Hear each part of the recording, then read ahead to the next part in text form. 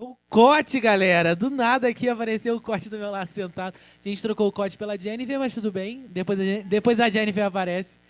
A gente tá com o Cote. Quem não conhece o Cote, não sei, todo mundo conhece. O pastor Cote, ele é o líder aqui da Jocum Almirante Tamandaré. Ele tá em Jocum há 20 anos e que trouxe aqui a base, né, que fundou a nossa base aqui em Almirante. Tem mais de quase 30 anos já de Jocum aqui, né? Essa propriedade aqui nós adquirimos foi em 1990. Foi então quando compramos essa propriedade e aí aos poucos, né, nós fomos construindo, né, tudo isso que hoje se tornou aqui a base Jocum Almirante. Eu não era nem nascido quando isso aconteceu. Então, ó, vou deixar com vocês o pastor Cote, que vai falar um pouquinho com vocês sobre valores do reino. E é isso, Cote. Que Deus te abençoe, que você alcance muitas pessoas. Então, gente, muito bom estar nessa plataforma aqui com vocês, né, o pessoal da TED Comunicadores. E, na verdade, né, eu presido aqui a base, mas não sozinho, né, juntamente aqui com meu querido companheiro de ministério, que é o Iago, e também o Zé Maurício, né? Na verdade, nós somos aqui 3 gerações, né? A nossa liderança é inspirada ali na Batalha de Refidim, né? A geração Moisés, uma geração Arão e Ur, e a geração Josué, que é o Iagão aí, que realmente é o cara que lidera a nossa base aqui hoje. Mas o Iago pediu que a gente contasse um pouco aqui da nossa história, e principalmente, assim como até o ministério aqui do circo e tal, tem muito essa pegada evangelística, e isso mexe muito com o meu coração, porque eu desenvolvi ao longo da minha vida cristã um amor profundo realmente pelo evangelismo. Teve uma fase na minha vida que, honestamente, Iago, evangelismo era o meu principal hobby, né? Apaixonado por evangelismo de rua. Eu tenho muita foto sua antiga aí nos mural da base, você evangelizando na praia, só de shorts, evangelizando em cima de caminhão, evangelizando na África, evangelizando naquelas Praça 7 ali de BH, Sim. Curitiba, nos carnaval, né, da Jocum. E talvez quem conhece o Cote só de pregar na igreja, né, não sabe que assim o seu legado e também todo o seu amor por vidas, né, que começou ali naqueles lugares e nasceu o pregador, né? Na verdade, assim, eu trabalhei intensamente, e isso, assim, não é exagero, né? Nós trabalhamos intensamente com o evangelismo de 1981, desde quando eu me converti, até o ano de 2001, inclusive foi um impacto lá em São Tomé e Príncipe, quando a gente estava retornando desse impacto, né? Nós fizemos ali tinha uma escala ali em Cabo Verde. Eu me lembro que quando nós descemos do avião lá no aeroporto de Cabo Verde, então tinha uma televisão ligada e as 2 torres lá de Nova York em chamas, e a gente falou, não, o que está acontecendo, né? Mas eu vou tentar resumir um pouco essa história toda, porque 20 anos, a gente resumir assim, 20 anos de ministério não é tão simples, né? Eu me converti em outubro de 1981. Acho que não vale muito a pena aqui contar o meu testemunho, né? Mas a minha vida antes de conhecer Jesus, eu defino assim, eu era um rebelde sem causa, porque tem gente que é rebelde com causa, né? Às vezes o cara veio, puxa, a vida de uma família disfuncional, muita dificuldade, né? Eu não, vim de uma família muito bacana, né? Meu pai era um procurador de justiça, minha mãe médica, foram casados a vida inteira, né? Então, assim, eu era um rebelde sem causa, e aquela coisa de não ter muita esperança, não é? Então, você não tem expectativa nenhuma de vida eterna, e a gente mergulhou aí junto com uma turma, né, em muita loucura. Bom, e foi quando, então, em outubro de 81, eu tive uma experiência tão forte assim com Deus, foi algo assim tão inusitado, que realmente, assim, eu me converti, mas me converti para valer, não é? Assim, foram muitas experiências que eu fui tendo com Deus, né? Extremamente marcantes, né? Eu me lembro, uma delas, eu me lembro que eu tinha, né, no início, eu acordava bem cedo, orava, ia para a aula, e eu me lembro que eu cheguei da faculdade e fui descansar um pouco, e quando eu estava dormindo profundamente, eu comecei a ter um sonho. E nesse sonho, na verdade, eu comecei a ter uma visão. E quando eu olhei para os céus, eu vi lá no céu, eu vi uma pomba. E isso no sonho, né? E essa pomba, então, ela foi vindo na minha direção, e eu entendi claramente o que essa pomba significava, né? O Espírito Santo. E eu fiquei pensando assim, aquilo era uma coisa tão real, que quando essa pomba me tocou, eu fiquei estarrecido pelo poder de Deus. Rapaz, mas foi um dos batismos mais poderosos que eu tive com o Espírito Santo. E eu me lembro que eu acordei, ao mesmo tempo que eu estava agora acordado, eu estava imergido por ondas do poder de Deus que cortavam a minha alma de dentro para fora, de fora para dentro. Rapaz, uma experiência assim, rapaz, indescritível. Você tinha quantos anos? 21 anos.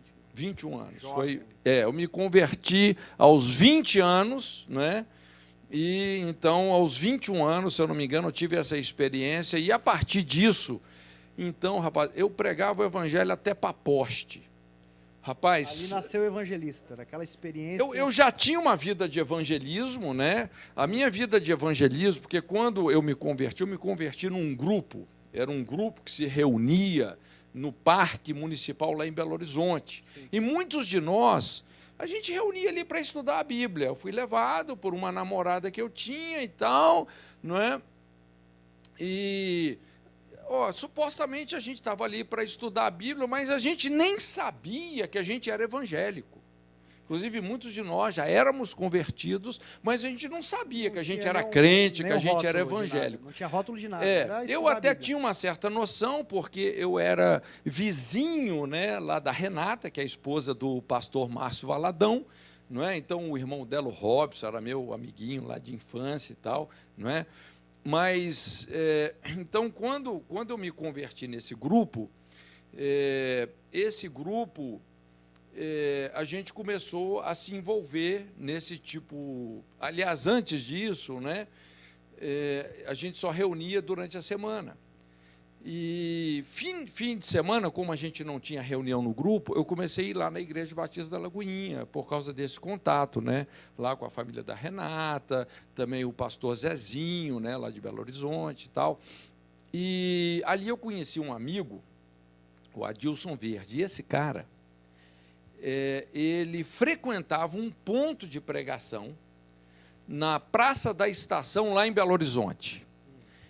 Era um ponto de pregação, sabe aquele jeito antigo, né, de pregar o evangelho, que até os assembleianos faziam muito? Violão na mão ali? Ou... Não tinha nem violão. Esse Caixinha daí, de som? rapaz, tinha assim uma caixinha de som minúscula que mal assim amplificava a nossa voz, né? E um pastor com a Bíblia na mão, era o pastor Terra, não era da Assembleia de Deus, na verdade, era da Batista da Floresta. Então, ele me falou assim, porque a gente fazia visitas em hospitais também, né, todo sábado à tarde, eu e ele, eu tinha uma moto, a gente ia fazer visita em um hospital, então a gente evangelizava as pessoas, muitos ali se convertiam, e a gente perguntava também se eles queriam alguma visita em casa, a gente ia fazer visita na casa dessas pessoas também. Não é? Um acompanhamento. E aí ele me levou, falou, olha, Cote, tem lá esse pessoal, um ponto de pregação lá, mas o cara tem que ser corajoso, cara. Você bota a mão no microfone ali e manda bala, né? No meio da multidão que passava na praça. Uma Mais ou menos, ali não era até um lugar tão estratégico, não. Mas muita gente passava ali. E ali foi a minha escola de evangelismo, né?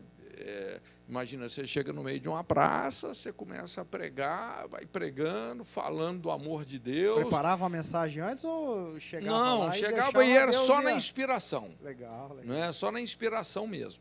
E aí, de repente, formava ali uma turma de 20, 30 pessoas, 40 pessoas que de vez em quando paravam, né?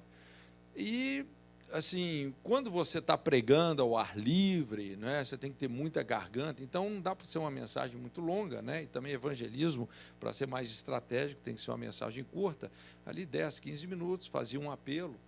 Olha, eu vi muita gente entregando a vida ali para Jesus. Inclusive, eu tive experiências ali, assim, inusitadas.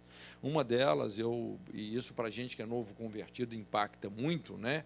Porque tudo que um novo convertido quer ver é uma manifestação demoníaca, né? E quem trabalha com evangelismo, você vê muito essas coisas. Então, eu me lembro que nesse apelo que eu fiz, vieram ali, eu acho que umas 8 ou 9 pessoas à frente, né, aceitando Jesus. E aí eu comecei a orar por aquelas pessoas, abençoando. De repente, uma senhora, ela caiu assim como um pau, rapaz, tum, no chão, caiu direto, que eu assustei. Assim, o meu coração se encheu de compaixão por ela. Sabe quando vem aquela compaixão, não é? E aí eu me lembro que eu abaixei assim para orar por ela, né? E quando eu repreendi aquele demônio, saiu da face dela, saiu assim um jato de fumaça. Rapaz, que eu assustei, eu quase caí para trás. Era um jato de fumaça com um cheiro fortíssimo de incenso. Eu vi isso, não foi uma coisa física. E ali então o demônio saiu dela, né? Eu lembro que, inclusive, conversando com ela depois, né? Você vê, era uma pessoa que ela, inclusive, já tinha sido de uma igreja evangélica, mas por uma série de motivos tinha se desviado, ido para espiritismo, essas coisas, né? Mas eu tive muitas experiências tremendas ali, né? E a partir disso, do que eu fui experimentando ali, eu comecei, então, trazer essa visão para o nosso grupo lá, que era o Ágape, né? Na época, lá, a Missão Ágape. O nome daquele grupo de estudo era Ágape. Primeiro era Seresta, depois assumiu essa identidade de Ágape, e né? Começou a puxar a visão para eles. Isso, aí eu comecei a animar a gente, olha, puxa vida, gente, vamos para as praças e tal, né? E o pessoal foi pegando essa visão.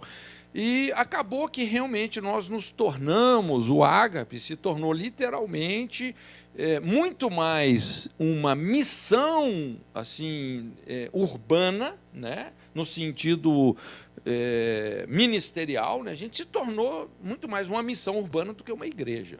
Congregava, mas com o propósito de alcançar, inclusive, a gente, para você ter ideia, 3 dos nossos cultos semanais eram em praças.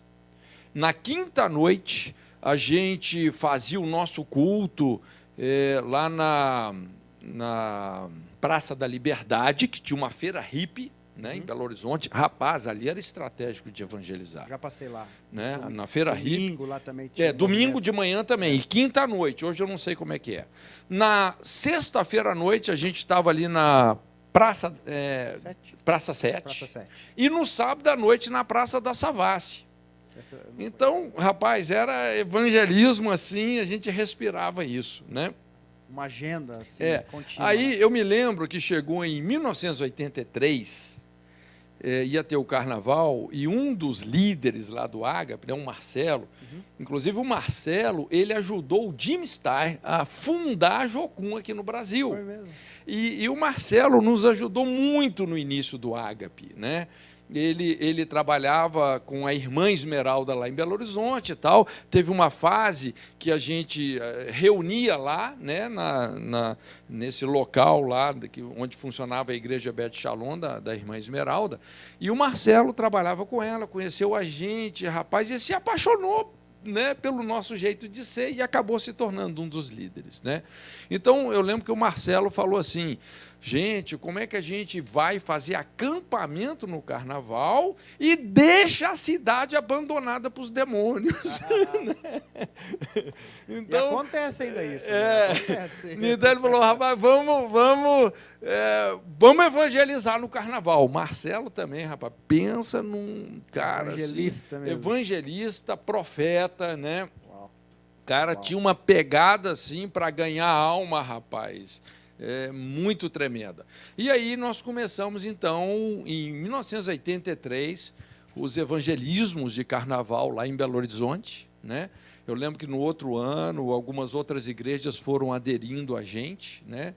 É importante entender, né, Iago, que naquela época não é como hoje, cara. Naquela época, você falar que você era um crente, rapaz, você era um cara de outro planeta. Extraterrestre. Extraterrestre, cara. Hoje tem artista, tem desportista que enche a boca para falar. Bonito, né? Isso, eu sou evangélico. Não sou praticante, mas eu sou evangélico. Né? Mas nessa época eu sei, porque eu cresci no interior, né? Então quando falava assim, nesse cara é evangélico, era como se fosse um bicho estranho mesmo, né? Então toda a comunidade ali, os moradores, né? Acaba que distinguia muito essas pessoas. Exatamente, você vê, nós estamos falando de 1983, né?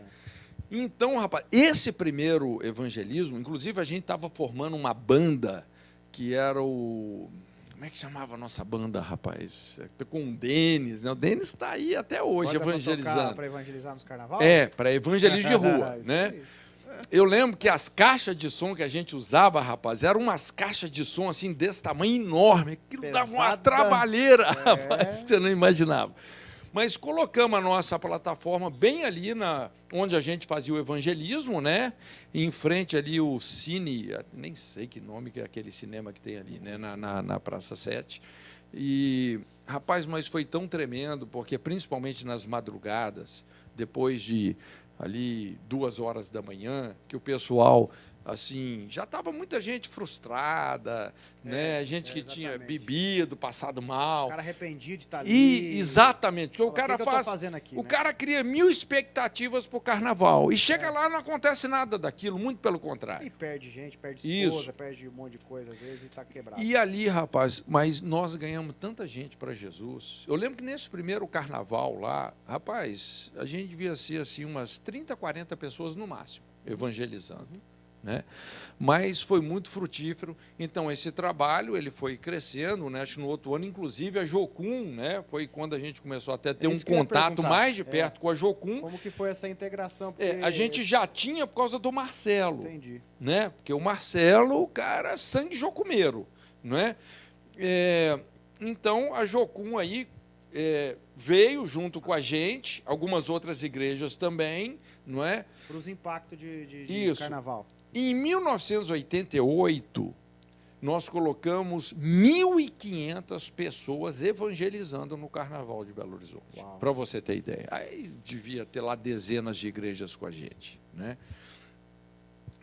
Inclusive, a partir de 1989, acabou o Carnaval de rua em Belo Horizonte. Acabou.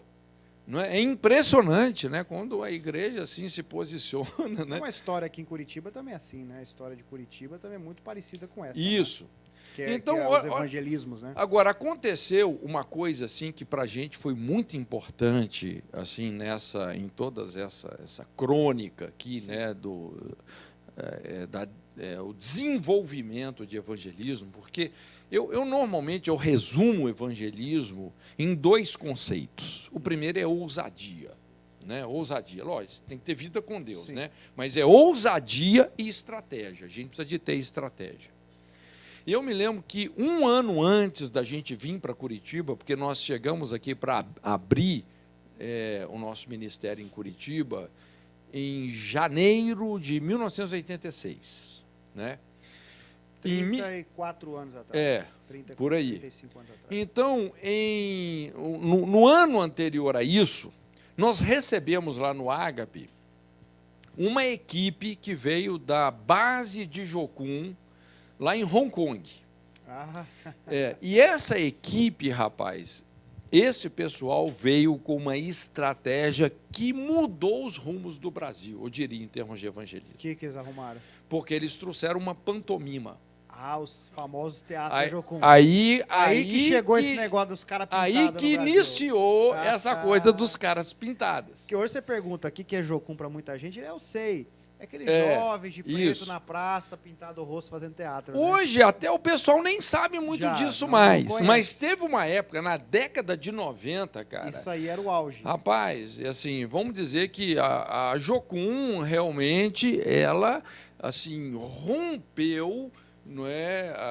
Foi um rompimento para a igreja em termos de despertamento, para evangelismo, porque, inclusive, muitas igrejas foram pegando essas estratégias e se tornaram muito mais profissionais do que nós. Hoje as igrejas estão fazendo isso de forma excelente, com muita Exatamente. produção, Não, porque a gente... muito mais ensaio, né? Iago, a gente era muito amador, cara. A gente fazia as coisas por amor a Jesus mesmo. Né? Ensaiava lá e vambora, vamos ver o que dá. Mas essa peça aí, a História de Dois Reinos, essa é uma Sim, peça memorável. famosa. Não é? Inclusive, assim, Dá para acessar no YouTube e procurar aí. alguns brasileiros foram inseridos na peça, porque era uma peça, se eu não me engano, com 9 ou 10 personagens. E ela era né? grande, né? Era dava um tempinho mais ali, né? ou menos 22 minutos. 22 minutos de peça, se eu não me engano. Inclusive, quem participou com eles era o Laurenildo, nosso Sim, querido amigo Laurenildo Santana, né? O Lauré, aí, porque o Lauré era tradutor da equipe, né? Sim. Então, eles inseriram ele também. Para aprender. Cara, fazer. e essa peça, essa pantomima, assim, ao mesmo tempo que não tinha assim, um grau de dificuldade para você fazer a apresentação, mas a mensagem que essa peça traz é muito impactante. Normalmente, assim, quando chegava ali em 2/3 da peça, você olhava assim para o pessoal, muita gente assim descendo lágrimas. Se identificava com a Meu história. Deus. Né? Se identificava com o enredo. Então do que você tava acontecendo. você fazia a apresentação da peça, terminava, cara. Você pegava o microfone, fazia um apelo, porque com essa peça nós começamos, porque por muito tempo nós fizemos esse evangelismo, que foi o evangelismo do violão. Sim, do falar. O violão e o falar. A gente fazia uma roda, por exemplo, a gente chegava lá com 80, 100, cento e poucas pessoas na praça, né, e ficava ali adorando a Deus, um entrava no meio, dava uma palavra e fazia um apelo. Sim. Agora, com a peça, veja bem, nós começamos já a criar uma roda muito maior. Às vezes a gente fazia roda que tinha 400, 500, Uau. 600 pessoas. Era igual um circo. Isso, um inclusive, circo ali, ó. inclusive a gente até combinava, falava, gente, à medida que os não crentes forem chegando, vocês vão saindo. Vocês vão saindo para ficar só não crente.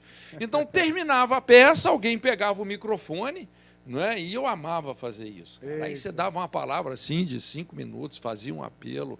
Às vezes era 70, 80, 100 pessoas em lágrimas, publicamente entregando a vida para Jesus, cara. Assim, muito tremendo. Então foram vindo algumas outras peças, né? Depois veio o Fardo, Champion, né? Que é aquela com a música do... Como é que chama aquele cara muito famoso, né? Me fugiu o nome dele aqui. Tinha um bigode? Não. Fugiu. Eu ia falar o nome não é Bonovox, não, eu ia falar o nome agora. É o Carman, Não. Se eu não me engano. Eu ia falar um cara não cristão, mas acho que não é. Esse, não. Mas, então foram vindo muitas outras peças, inclusive a gente começou a criar essas peças também, não é? Cara, mas era muito empolgante, e com isso foi quando também a gente iniciou, a partir do Carnaval, nós iniciamos um Ministério de Impactos, literalmente falando, que um pouquinho mais na frente, né, primeiro foi junto com o Gregório, né, o Gregório criou, a gente já tinha esse ministério no Ágape, e o Gregório criou esse ministério na Jocum, o Gregório Macnucci. Sim. Olha, foi um dos evangelistas mais incendiados que eu já conheci, não é? Rapaz, a gente trabalhou muitos anos juntos, não é? Inclusive o impacto que teve lá em Viña del Mar, no Chile, né? Rapaz, foi um negócio assim memorável, né? Imagina, 1.500 decisões públicas, Florianópolis, 4.000 decisões públicas. Então, nós começamos Começa todas a as surgir férias. um movimento de impacto também, né? Exatamente. Grandes ajuntamentos no Brasil. Aqui surgiu isso como um ministério mesmo. Então, todo julho e janeiro, a gente estava em alguma cidade estratégica do Brasil, né? Depois começamos a ir também para a América Latina e também alguns lugares na África. Eu acho que a África foi mais só São Tomé e Príncipe, Angola, né? Que a gente pegava mais os países de fala portuguesa. Mas praticamente todas as capitais do Brasil nós fomos. Então, a visão do impacto, a gente mobilizava aí um grupo aí de umas 200 pessoas, ficava hospedado em colégio, né? Rapaz, era tudo assim muito precário. Colchonetezinho no chão. Não, dormia em cima de carteira, juntava as carteiras, né? Porque era férias, né? Sim. Então, a gente conseguiu o colégio emprestado, colocava o colchonete em cima da carteira. Só alegria. E ali, rapaz, era só alegria. Tudo era uma festa. Não é? Então, os impactos, a gente tinha... Pela manhã, a gente fazia um momento assim que a gente chamava de interseção criativa e ensino, né? A gente conciliava muito o ensino com a interseção criativa, né? Alguém dava uma palavra de ensino, depois a gente começava a orar, né, estrategicamente pela cidade, almoçava e mais ou menos assim, depois do almoço, já ou um pouquinho mais tarde, a gente saía para os pontos estratégicos da cidade, né? Os locais de grande movimentação de pessoas ou de grande concentração de pessoas. E, às vezes, a gente ia, por exemplo, de 3, 4 horas da tarde e até... Noitão.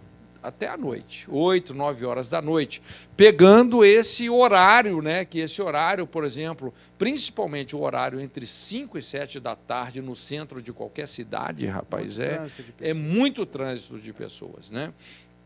Então, eram 15 dias assim de...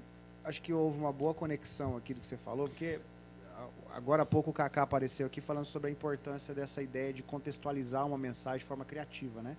E eu acredito muito que o que você está falando, houve um rompimento, houve uma ideia inovadora, algo vindo de Deus, que trouxe criatividade para esse movimento de impacto e conectou com milhares de pessoas, né? Então, isso não tem como a gente negar que Deus é uma pessoa muito criativa, e cada vez que a gente está buscando o coração dele de forma inovadora, que eu acho que a Jocum sempre carrega muito isso nela, né? A inovação, o pioneirismo, e eu acho que essa geração nossa agora tem que capturar isso também, né?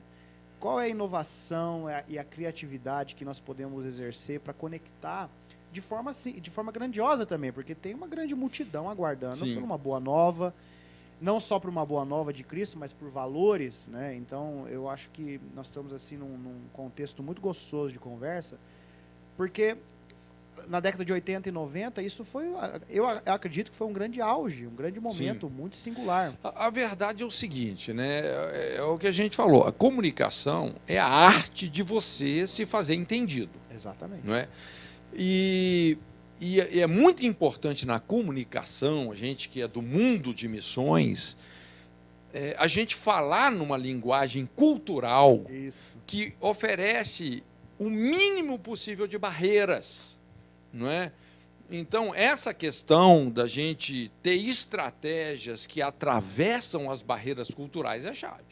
Né? Você vê, Paulo fala, com o judeu me fiz judeu, com o grego me fiz grego, não é? Com aquele que não tem lei, como se não tivesse lei, mas estando debaixo da lei de Cristo. Fiz-me de tudo para com todos, para que pudesse ganhar alguns. E uma coisa que a gente observou aí, Iago, assim, é que as artes, elas não saem de moda. Então, tem princípios aqui. Não é? Porque, veja bem, lógico, às vezes a gente está buscando uma estratégia, mas tem estratégias que elas carregam princípios, elas carregam verdades que funcionam. Então, quando eu falei que eu pregava lá, só com a Bíblia aberta, lá na Praça da Estação, depois só com um violão, no violão, já ter na música, imagina, né, 100, 150 jovens adorando junto, chama atenção, né? A palavra cantada, ela tem um poder muito maior que a palavra falada. Agora, quando você coloca uma pantomima, você começa a trazer a arte. Eu lembro no Impacto de Florianópolis, foi até interessante, rapaz. De repente, a gente evangelizando lá naquela praça, né, que tem acho que não sei se é uma figueira enorme, né? Muita gente ali. E uma das pessoas que no final nos procuraram, uma artista chamada Rosa Maria Murtinho. Não sei se você se lembra, mas na época era uma artista famosíssima. E ela ficou impactada, né, com a peça que a gente apresentou. E é só amador ali, rapaz. Mas você vê assim como que quando você coloca uma mensagem na forma de arte, né, isso é poderoso. Por isso, assim, que essa ideia, inclusive, do circo, um circo, cara, ele nunca sai de moda. Por exemplo, na Rússia, não sei se você sabia... Essa história da Rússia sobre o circo. Mas os circos lá são de concreto. Fica lá. Fica lá. É uma estrutura fixa. Aquilo, inclusive, faz parte, né, da cultura popular. É igual o campinho de futebol na praça nossa. Isso, não tem quem não goste. Tem o circo montado na Exatamente, pracinha. exatamente. Legal. Né? Lógico que, por exemplo, assim, hoje, né, assim, com todo esse avanço tecnológico, né, a gente entrou hoje assim, num novo momento, né, que é esse momento aí das redes sociais e tal. Que é uma né? nova plataforma também, para que a gente possa fazer o que a gente está buscando fazer. Né? Exatamente. Eu acho que é muito oportuno isso aqui, porque, veja bem, a gente tem muitas pessoas que podem estar assistindo isso agora, e estão assistindo, e a gente pode fazer coisas muito inusitadas e criativas e ter uma multidão que pode estar... assim, absorvendo aquilo que a gente tem para trazer, uma mensagem. Né? Então, exatamente. A grande plataforma do momento também é essa.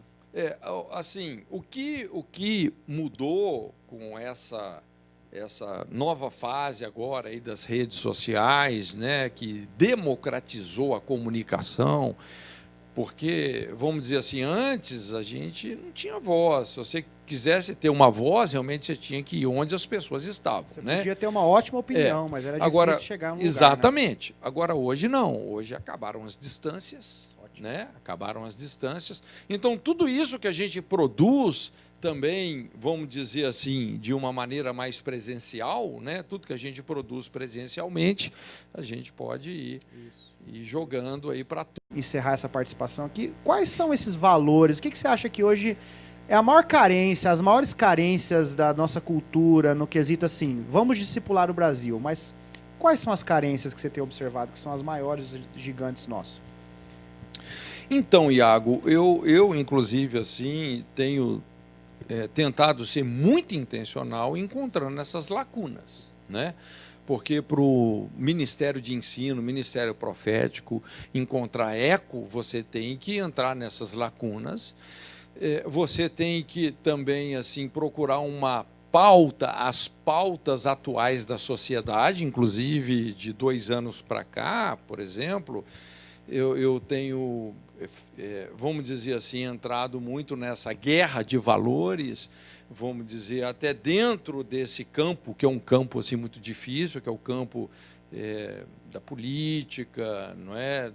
Das realidades sociais que nós estamos vivendo aí, e que vem sendo assim, vem acontecendo tantas tragédias, né? Puxa vida, uma hora nós temos a igreja, a gente como igreja, a gente precisa de chegar numa dimensão que nós vamos mudar esse quadro da corrupção política no Brasil, no nome de Jesus. É um gigante, mais um gigante que nós temos. Né? Então, realmente, assim, o evangelho, quando a gente fala sobre a grande comissão, são essas 2 linhas, né? É a linha do pregar o evangelho, né? Que é uma linha um pouco mais superficial, e a linha de você ensinar uma nação ou uma geração a guardar os mandamentos de Deus. Inclusive, foi isso que causou uma mudança tão radical no meu ministério do ano 2001 para cá, não é?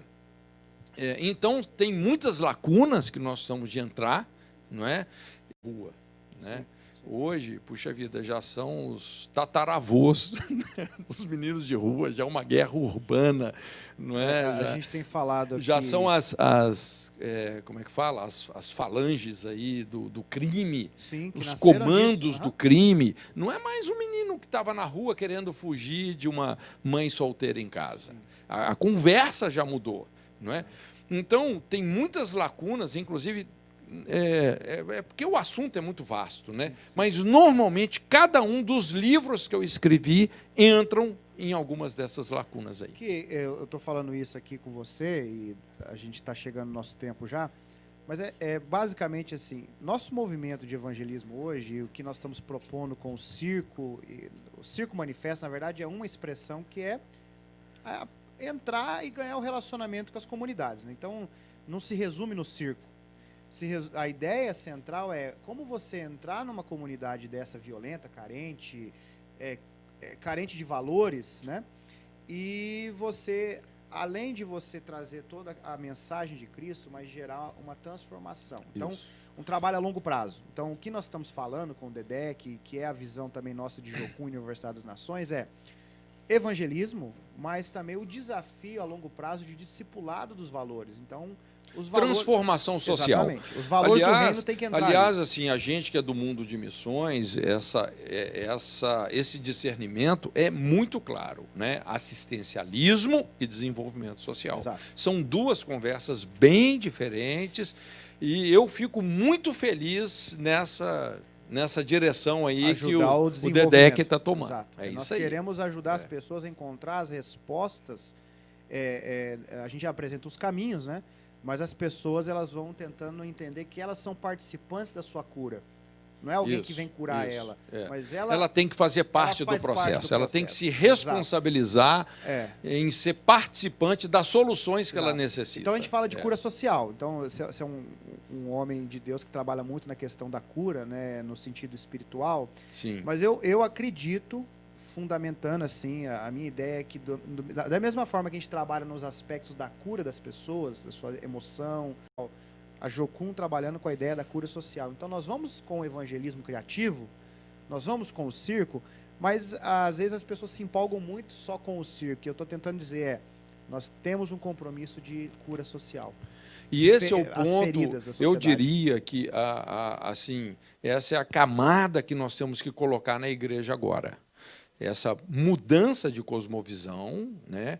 A gente sair apenas de uma plataforma meramente evangelística e realmente para o desenvolvimento social, resgatando valores e princípios para cada uma dos segmentos da nossa sociedade. E o circo vai ser essa conexão. Tremendo. Obrigado, Cote, pelo nosso tempo aqui. Estamos juntos. Obrigado pela sua inspiração e saber que a gente continua falando a mesma coisa, né? Nós temos um compromisso de discipulado do Brasil e queremos viver essa reforma. Nós queremos viver a reforma da nossa nação nas esferas políticas, econômicas, sociais, na área da saúde, na área econômica. Então, precisamos de a soberania de Deus está sobre tudo isso. Exatamente. Né? Então, continua sendo um ambiente sagrado que precisamos resgatar para Deus. Exatamente. Amém? Maravilha, meu querido. Obrigado Valeu. pela oportunidade. Parabéns aí para toda a equipe. Deus abençoe a todos. Obrigado.